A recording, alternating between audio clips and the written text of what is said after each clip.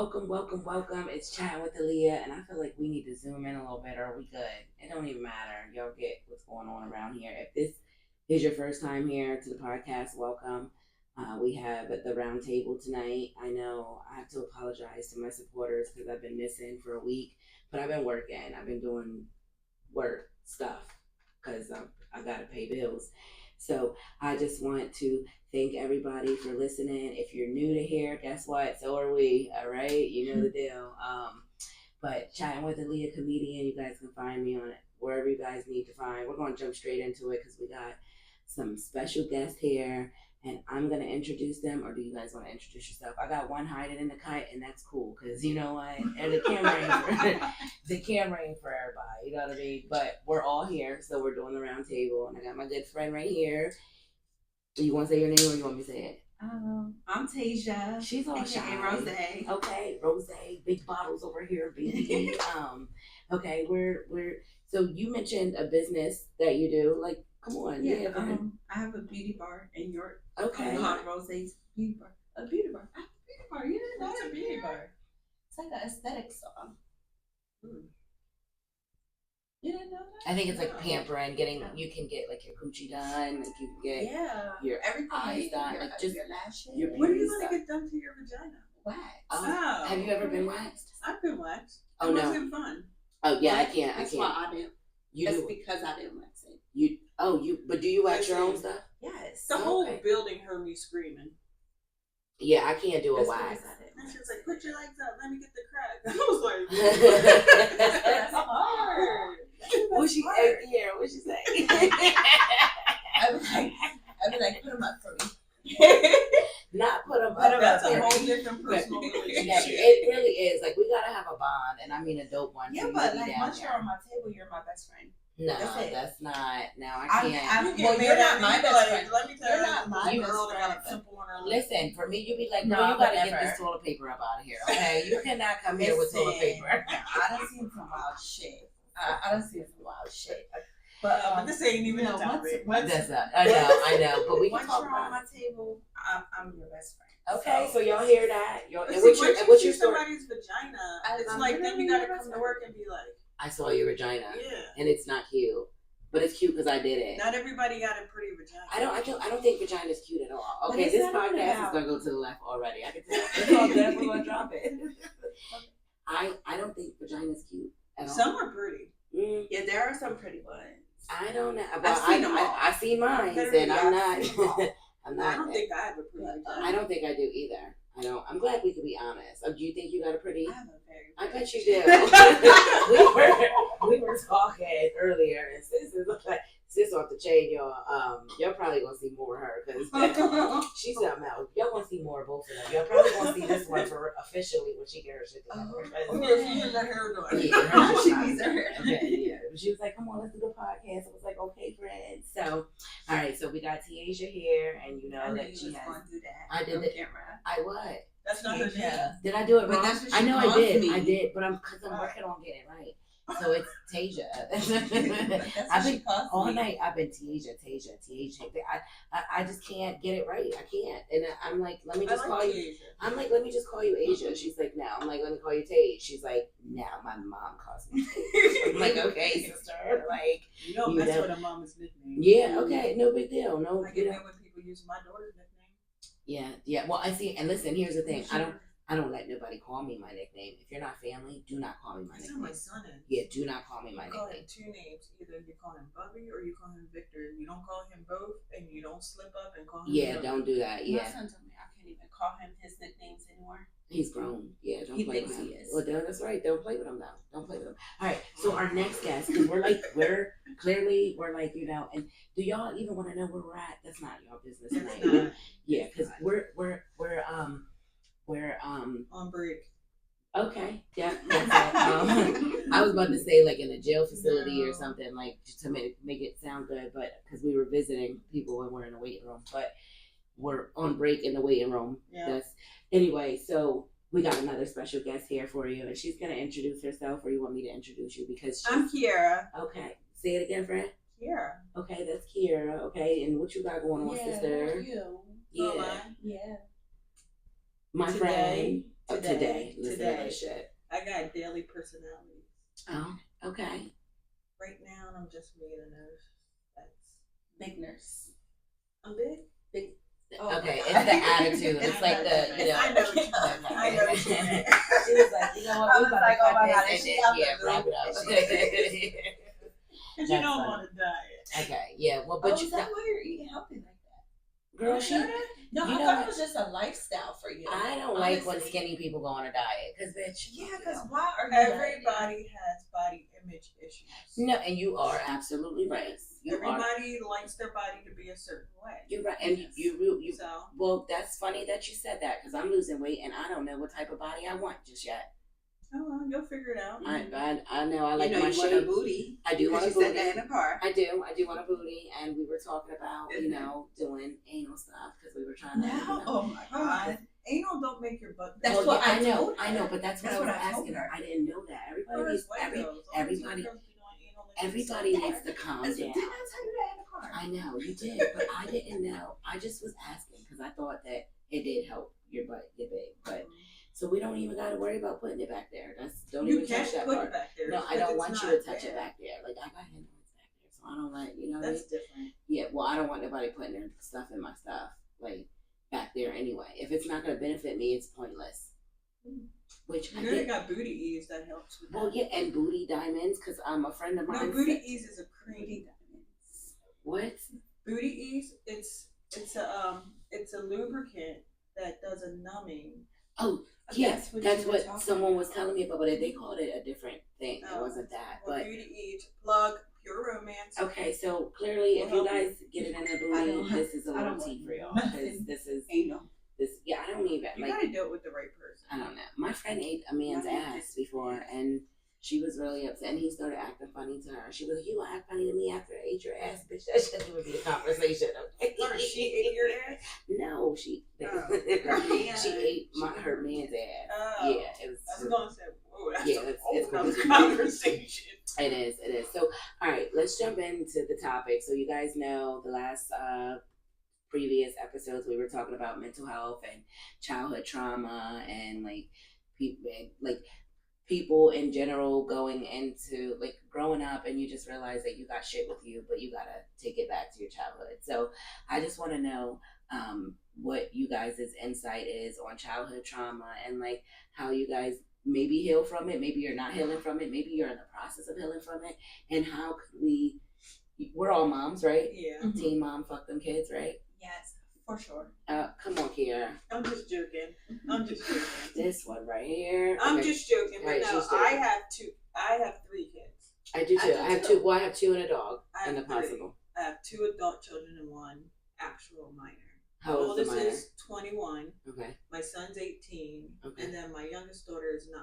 Friend, how old is you? I don't even want to know, friend. You look good, I friend. was Go ahead, already friend. planning on asking her that off Yeah. camera. You go ahead, I'm friend. my age. I'm 43. Go ahead, friend. You look good. Well, you don't even. They don't know that, but I'm 43 because they can't see me.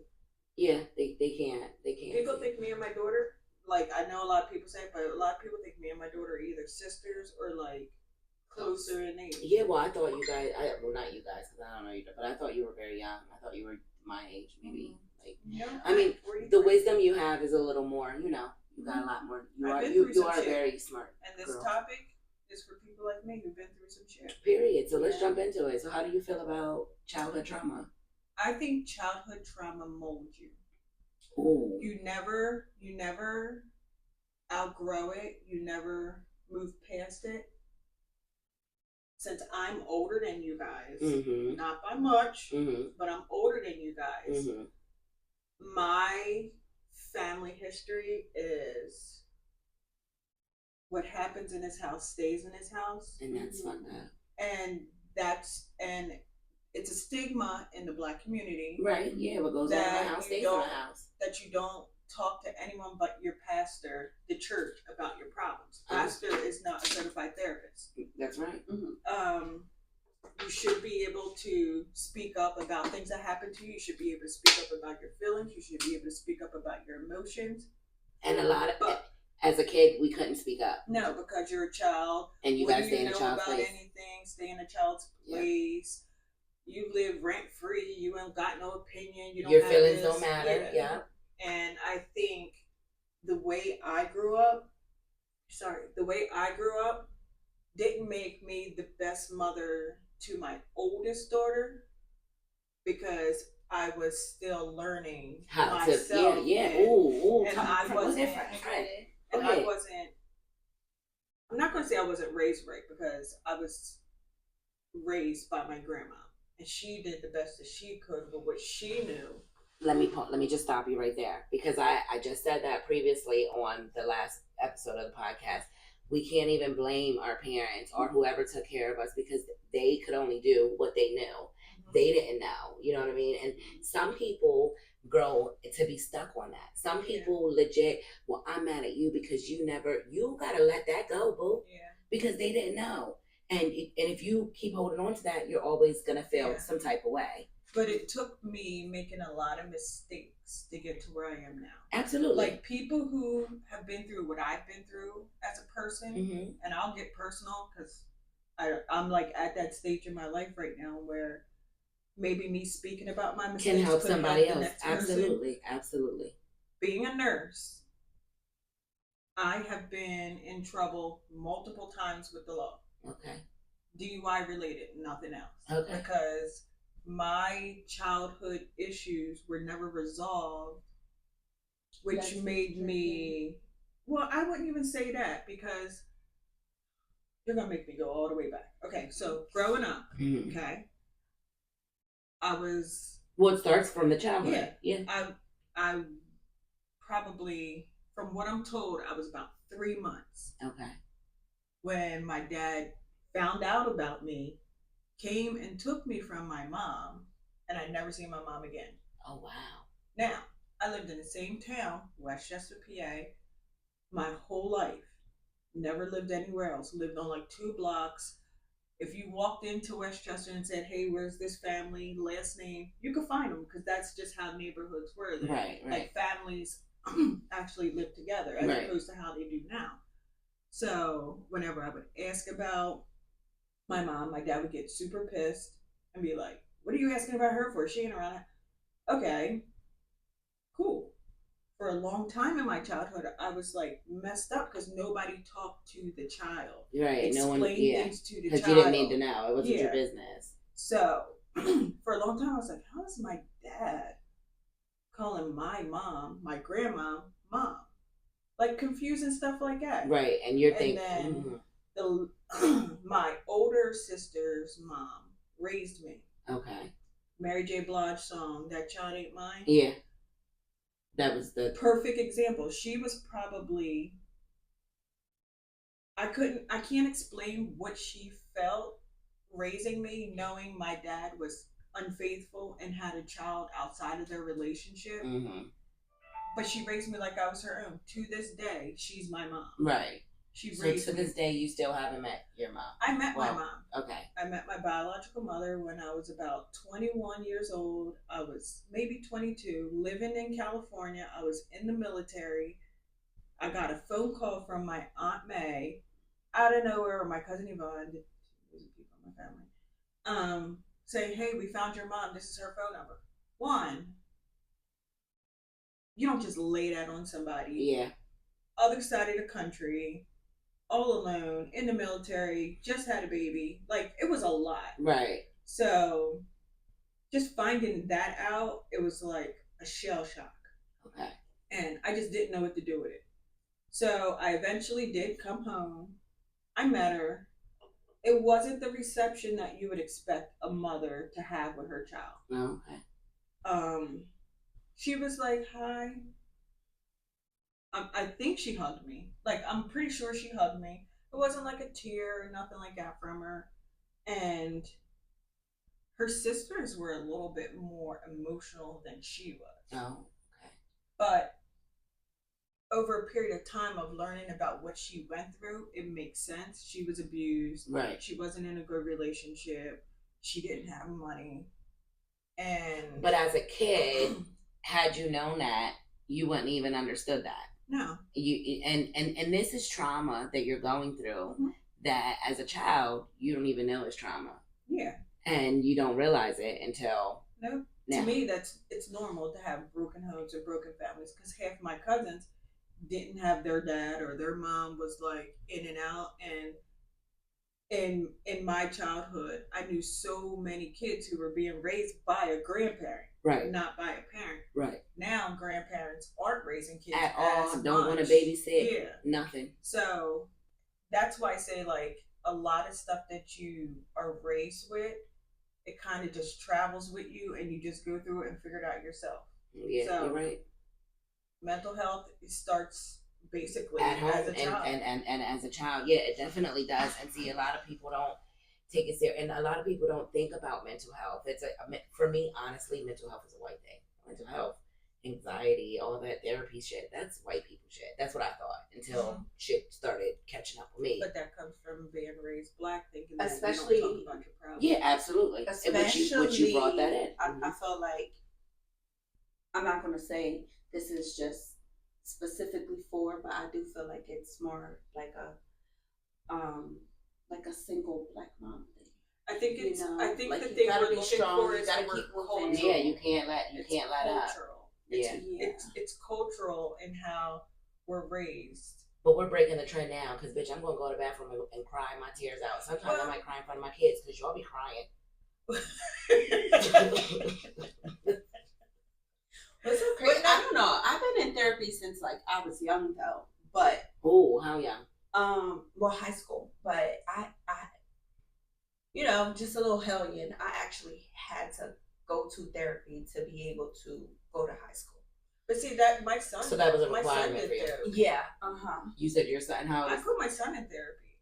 I knew my son wasn't. He doesn't have any type of. My son's in therapy. This is getting real good. Go ahead, because he's not like on the spectrum. He's not like MR or anything like that. He's just different. And his dad isn't like dad of the year, but my son is nothing like his father. Okay. And he's sensitive, he's caring, he's warm, but he's also quick to anger because he doesn't control the emotion because he has so many things going on in his mind. Now, why do you think that is? Because like, what I is know it? why. Well, okay, go ahead, hit me with it. He's like that because I thought it was best to allow his dad to come and go as he pleased.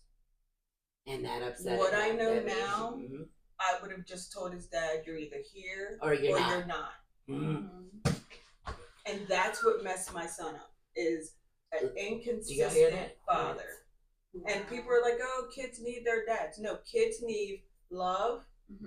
Ooh, you're gonna make me cry. Kids need love. Kids need to feel secure. So kids need security. You're gonna make me cry. Why? Because I am going through something literally right now with my son, and I'm trying to figure out like, why is he so angry? Like, I just don't understand. And I'm like, we're so happy, like we're happy people. Like, I'm a happy ass mom. Like, you get anything and everything you want from me. I bust my ass for you. So like, and I just don't understand. I kept telling my therapist, I'm like, I think I need to let him go to counseling, but like, for what? Like, what could you be so like depressed and upset about? You know what? But the inconsistency of his father. You just said that, friend. You just said that. Like, you literally, and it's so crazy that you said that because I'm sitting here trying to think like, what could you be so upset of? And it hurts me because like, what? Because I low-key don't like the type of person you are. You know what I mean? And like, that's my child, so I don't want to be like, I don't want to just be like, I don't like you. But like, I was looking through his messages the other day, and I was like, looking through, and he's being so mean to his friends and everybody, and I'm like, bro, what the fuck? Because he can't like, my son was sweet, and then out of nowhere he turned into like this sour patch. That's what I call my son. That is literally like what I call my son. And it's like, so I want to get mine. I want to get mine. After he was like in therapy, he started expressing himself. His dad got a hold of the fact that he was in therapy and was like, "You don't need no therapy. You're me. Like, shut up. Right. You need therapy." Yeah. Because if somebody would have got you therapy, we wouldn't even be probably fucking going. Exactly. Right. Absolutely. So, breaking cycles, breaking trends. Right. My son was in therapy. Loved it. I was in therapy. Loved it because I didn't know. Oh, I hate that. I love therapy. I love my therapist. She calls me all the time. The key to therapy the connection. Yeah. You have to Yeah. have that I connection. haven't found one yet. Yep. You just gotta keep going. A couple I have not found. Yeah, yet. that's it's just that I'll hit go for a home for while me just and then now. it's another. That really hit home because I'm literally going through, and because How I'm old in your the, son? he's 10, and because I'm Oh, in the yeah. process of trying to heal, it's even more like I'm always gonna scream fuck them kids, but my kids know I love them dearly, and I'm never saying fuck them like fuck them literally, Yeah. but like y'all niggas get on my nerves. Let's be real. So can I ask you a question? Go ahead. Does your son ask you about his dad? So his dad is around, and here's the thing: not around like around, but he's around enough to like he'll. They just got into a relationship where they could play the game because now his dad lives in Florida, so they'll play the game. They'll talk, and his dad will say, "I'm gonna send you some money," and then here go my son for 2 weeks. My dad said he's gonna send me some money last Monday. My dad said he's gonna send me some money last. I know, but I would never tell my son, your dad's just not shit. I'm not gonna do that. But there's a way you can tell your dad that. Well, your son that. I'm sorry. Well, I told him But never I feel to like depend. at this age, at like 10, You gotta let them find out on their own. Yeah. But it's so hurtful. It's not about letting them find out on their own, in my opinion. Okay. This is my opinion. Okay. You can let them find out on their own, but you can also be honest to say, now look, this is what I would tell my son. We went through this in prom season. Right. My son just thought his dad was really going to come through and help with prom, help with graduation. He didn't. I said, now, you can have the expectation that your dad's going to do A through Z, but realistically, keep it there that if it doesn't pan out, Don't get upset. I just had that upset. conversation. I just so had that that's conversation the with him. honesty portion. It's like, Yeah. you don't have to talk bad about the other parent, but just be honest about what's to come. I just don't want to put that image in his head before he sees it. It's like not I your just want job. him to see it. And see, what's crazy is my best friend, he passed away, R.I.P. Papa. I would always express to him, like, I don't want to have the bad talk. And he was like, you don't have to, Alea. He was like, kids are going to figure it out. That's exactly how what I he feel. said. That's exact. And I was like, okay. And I just really kind of didn't like understand when and how he was going to see it, because like now he's like, my dad's going to send me this. Now his dad has gotten a lot better. Like I said, they have a good relationship on the game, and he I don't care about what you told your son about sending money, but you owe me money right now, and he's been paying me back. So he sent them a message like, I just sent your mom some money, like I got you once when I get her situated, and then so we'll see. But like I just was trying to figure out like where this anger came from, and like why you're so bitter and mad. It's probably because he's confused. He's confused. He doesn't know what's to come next. But is he being traumatized? Like, is there a way that we can protect our kids from trauma, or is it just trauma's part of life?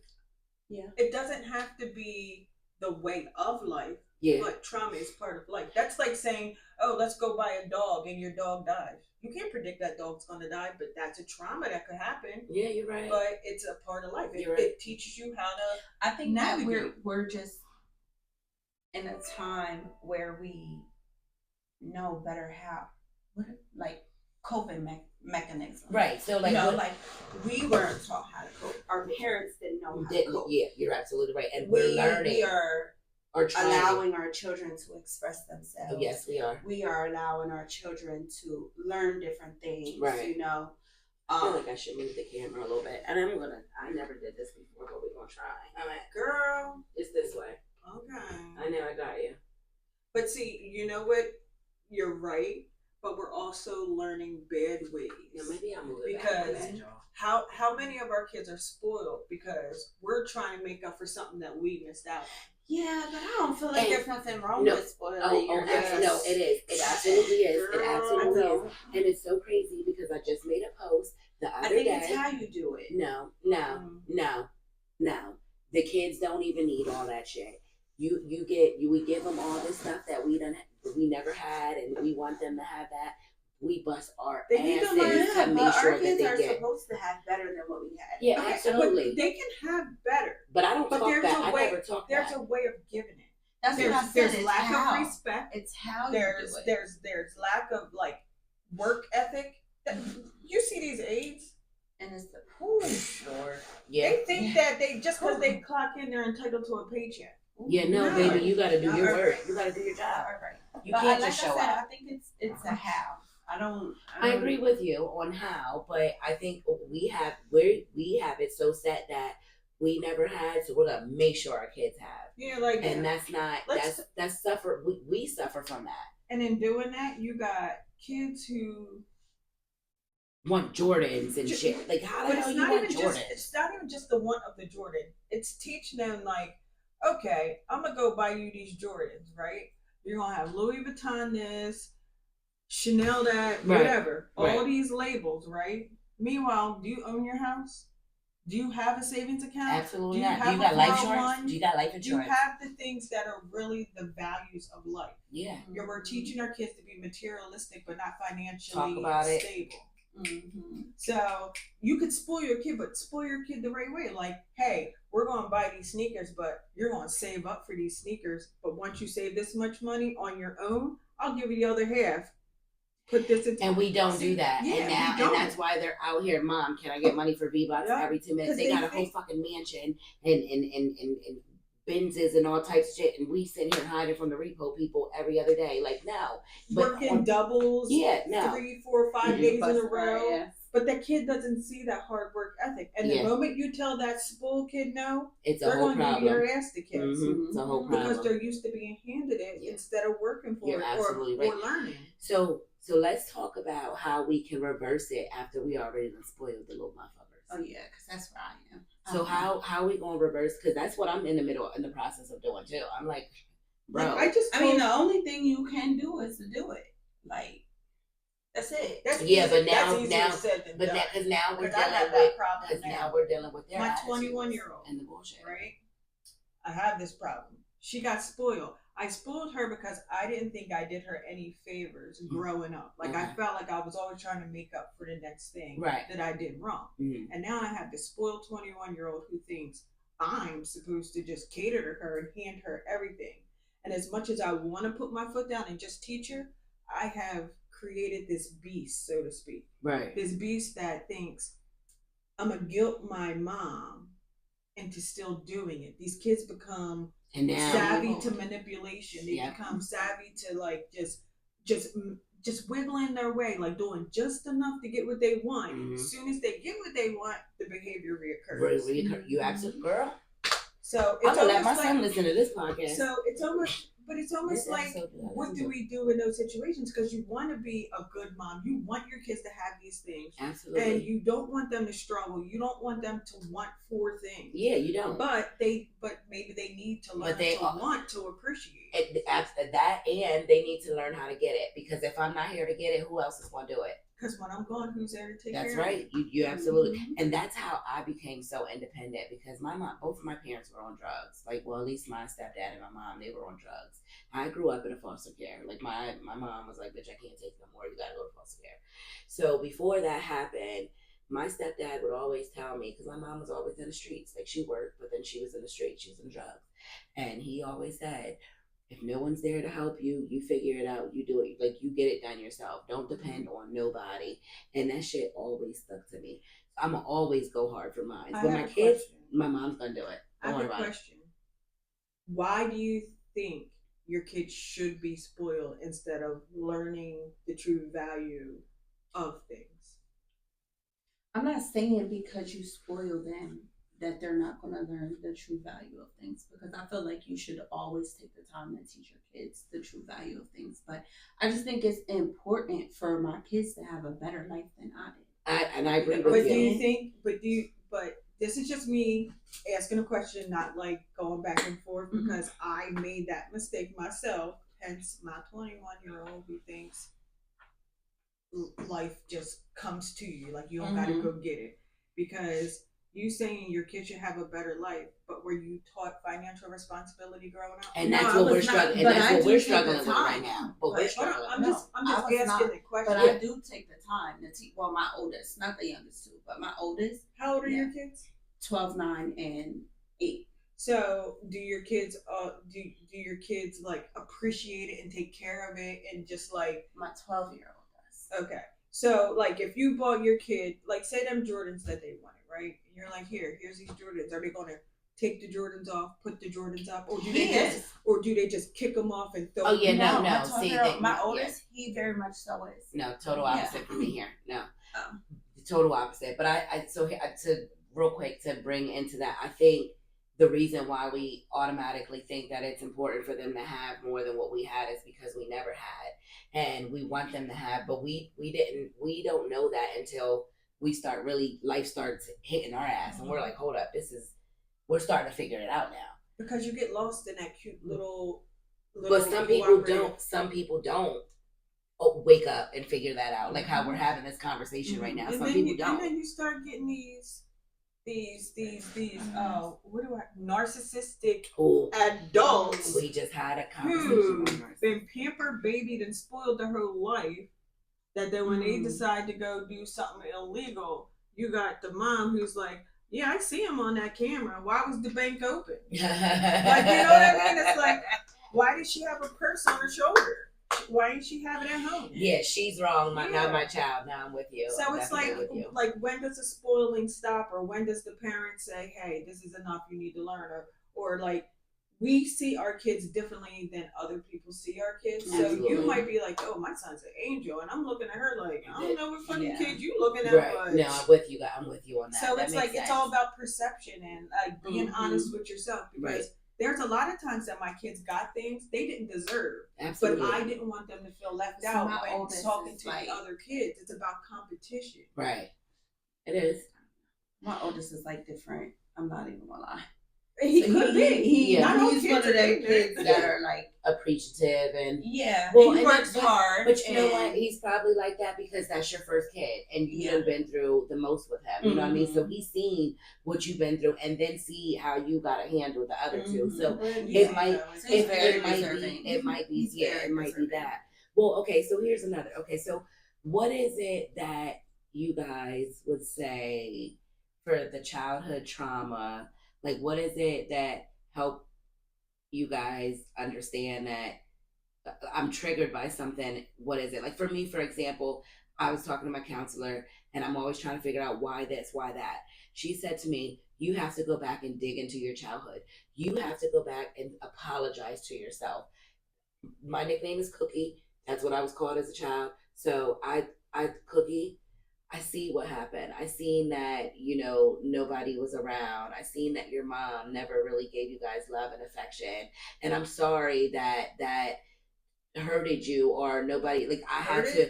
It's not a word. You know what I mean, friend. Y'all know. I knew he was coming. Okay. This is our counselor and the teacher on top of the whole shift. Whatever's going on. She doesn't. Kiera is like, wait a minute. I'm just saying, hurt it's not a word. So, girl, listen, these people on this episode podcast, they hear everything. I know they want to comment and be like, that's not how you say it. I don't, listen, y'all know the deal. Hey, y'all know I can't pronounce stuff. So I had a therapist. I had to write a letter to my mom. My mom, I don't know if I said this, is now deceased. Oh, so when she died, a lot of unanswered questions went along with her. Right, absolutely. So you wrote that letter.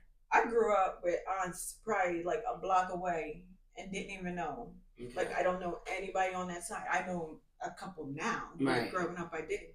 So what I did was I wrote her a letter. In this letter, I had to introduce myself, tell her who I was, tell her what she missed out on, tell her what I became, tell her what I went through, forgive her, ask the questions that I didn't get a chance to ask, and anytime a question comes up, write the question in a new letter and do the same. After I'm done with these letters, burn them. So how did that make you? You got it out. You got it off your chest. So the last episode was you have to acknowledge what's going on, feel what's going on, express what's going on, whatever it is. It's on the last episode. You guys know what I'm talking about. I'm over here drained and shit. We're getting ready to end this podcast soon. But now that you did that, how did that make you feel? Like, go now. Like, now, like, did you feel heavy before, like you did? That's a loaded question. Because you're gonna make me go in a tangent in a different direction. See, okay, so when we're all gonna get our hair done and do this again next time. because this is getting good. The question was, when did you realize that you were dealing with childhood trauma, right? I learned that I was dealing with childhood That is trauma. a question. Yeah, that is one of the questions. When I was probably in like first grade. No, I made a post about that because I want to do. Some people know, you don't know. You don't know that you're going through but trauma. looking back, there were behaviors that and then I you're had. like, "Ooh, I was going through it." Yeah. Now, So, but not then. Looking back, I'm like a different person, so I can't answer that question because I just went through so much that I don't know which childhood trauma made me who I was, because it wasn't just one, right? You know what I mean? So that's like a loaded question, right? For me, it was more so like relationships, like that's trying to like love somebody else, or even my kids a little bit. I would say, like a little later on. Well, it's hard to love somebody else when you don't love yourself, or not even realize like certain things that you do or have done or stems from certain childhood trauma. Right. So I learned this saying: you accept the love you think you deserve. If you don't feel deserving of love, you're going to allow somebody to emotionally abuse you. Right. Mm-hmm. If you think you deserve love and you love yourself, you're not going to allow someone. But loving yourself takes a whole bunch of time because of the trauma that you've been through. That makes the saying all that more true. Yeah, no, absolutely. You're absolutely right. But it's a lot of people don't love themselves. A lot of people will love other people because that's what's comfortable and what they're used to. And trying to love themselves is something that they're not used to. So they'll put up with anything. You need to do a podcast on love because I'm going to tell you now. Oh, we're going to get into it. It took me so many years to even believe love exists. Oh, wow. I didn't think love existed. I don't know. I wouldn't say love, but I would definitely say lust. I think lust. I'm not even talking about lust. That's what I thought was love. That's what I thought was love. Is what I'm saying. I'm talking about love. Love on any level, in any capacity. For the longest time, I didn't think it existed because of how hurt I was. Right. Just day-to-day life. Gotcha. I just thought love was the equivalent of just being compatible. Right. I thought love was compatibility. Like, you see, like the movie The Notebook. You know what I mean? Yeah. When Noah died and... I didn't see it, but I heard about it. Anyway, the way that they... see The Notebook? Or the Titanic. Come on, don't mind my business. Not too much on me, sisters, okay? So, like, when one person dies and then the other one dies of heartbreak. Yeah, I think you can die of heartbreak. Yeah. I've seen it. It's just like that right there.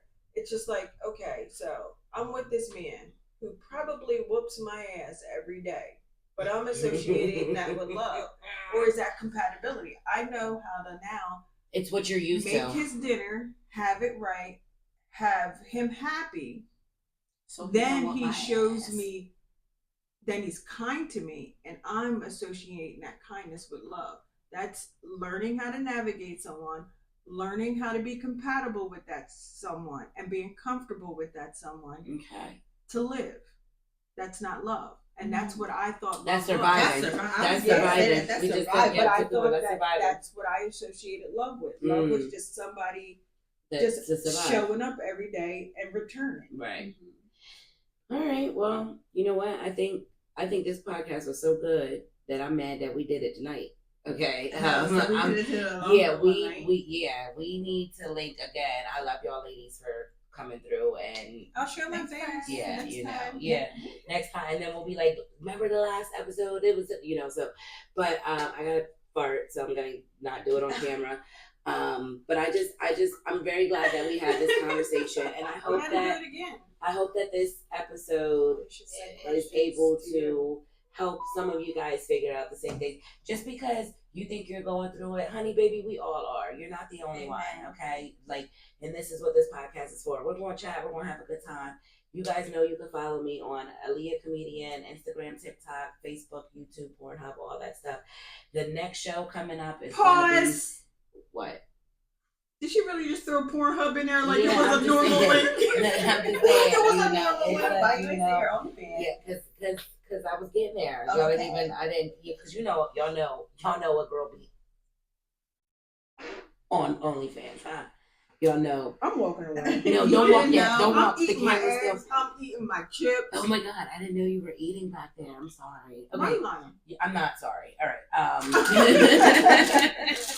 But okay, I really got to fart. I gotta go. But Okay, listen, over there. Okay, I'm trying to get out of here. I love you guys.